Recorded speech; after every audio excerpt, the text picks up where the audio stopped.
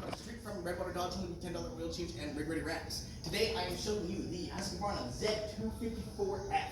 This is one of our higher end 200 series zero-turn models. It has the fancier seat, so if it does rain or anything on your zero-turn, it's going to drain out the little hole there. It also features the fabricated deck compared to the stamped deck, which means you get a lifetime warranty on it, and it has the clear cut feature, so it's going to cut right to the end of the deck.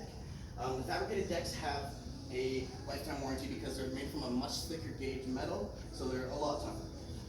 You also have 54 inches is a nice long cut, or wide cut I should say. So if you have a relatively big lawn, this might be something for you.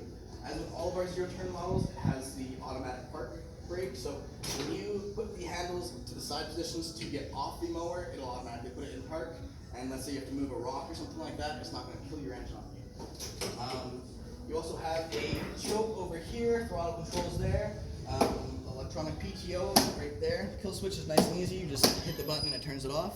Your deck height adjustment is featured on the left there. Very simple. And this model features a beautiful Kawasaki engine. So if you're interested in getting a fantastic zero-turn mower, this could be the one for you.